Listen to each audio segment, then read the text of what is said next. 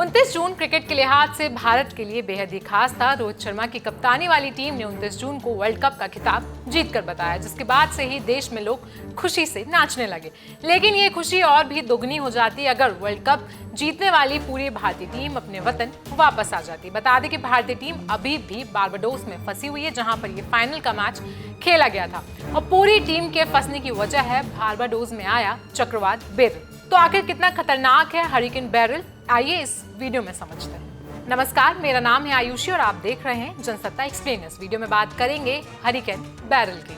Hurricane beryl एक ऐसा तूफान है जिसे 4th कैटेगरी में रखा गया है, जिसे कम से कम 130 मील प्रति घंटे यानी कि 209 किलोमीटर प्रति घंटे की हवाएं चलती हैं, जो इस साल अटलांटिक तूफान के मौसम की शुरुआत को चिन्हित करता है। फिलहाल ये विंडवर्ड आइलैंड से गुजर रहा है, जो वेस्ट इंडीज का हिस्सा है और जिसमें बारबाडोस, ग्रेनेडा, ट्रिनिडाद और टोबागो शामिल है। बता दें कि बेरिल को लेकर बारबाडोस प्रशासन की ओर से कई सारी चेतावनियां जारी हो चुकी हैं। तो वहीं इलाके के स्कूलों को बंद करके उन्हें शेल्टर होम्स में तब्दील कर दिया गया है। तो वहीं नेशनल हरिकेन सेंटर ने 1 जुलाई तक के लिए खतरनाक लहरें और तेज हवाओं की चेतावनी भी दी थी। यहाँ तक कि बारबाडोस से आने जाने वाली सारी फ्लाइट्स को भी कैंसिल कर दिया गया था, जिसकी वजह से ही भारतीय टीम मैच जीतने के बाद वहां पर फंसी रह गई।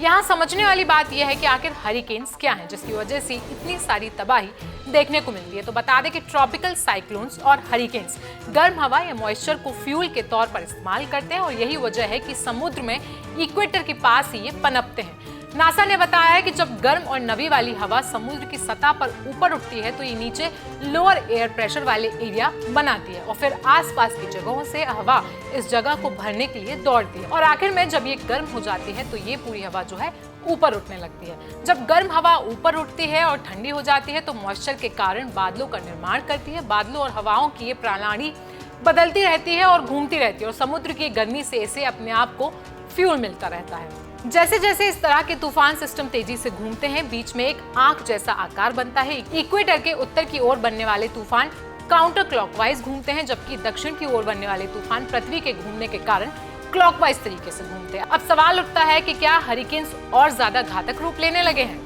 तो आपको बता दें कि जैसे ही तूफान जमीन पर आते हैं वो कमजोर हो जाते हैं, क्योंकि वो महासागर द्वारा प्रदान की जाने वाली ईंधन की नमी से कट जाते हैं। लेकिन रिपोर्ट में दावा किया गया है कि गर्म होती दुनिया तूफानों के तेजी से धीमे क्षय के लिए जिम्मेदार हो सकती है। अध्ययन में शोधकर्ताओं का दावा है कि गर्म समुद्री सतह का तापमान नमी के भंडार को बढ़ाकर धीमी गति से क्षय को प्रेरित करता है, जिसे तूफान जमीन से टकराते समय अपने साथ ले जाता है। अब यहाँ एक और सवाल आता है कि हरिकेन और ट्रॉपिकल स्टॉर्म में क्या अंतर होता है? तो इसका जवाब है कि दोनों में कोई अंतर नहीं है। तूफानों को टाइफून या चक्रवात कहा जाता है, ये बस इस बात पर निर्भर करता है कि वे कहां से आते हैं। नासा के अनुसार इन सभी प्रकार के तूफानों का वैज्ञानिक नाम ट्रॉपिकल साइक्लोन है। अटलांटिक महासागर या फिर पूर्व प्रशांत महासागर के ऊपर बनने वाले ट्रॉपिकल साइक्लोन को हरिकेन कहा जाता है और उत्तर पश्चिमी प्रशांत महासागर में बनने वाले चक्रवातों को टाइफून कहा जाता है। बंगाल की खाड़ी या फिर अरब सागर में बनने वाले ट्रॉपिकल स्टॉर्म्स को चक्रवात या फिर साइक्लोन कहा जाता है।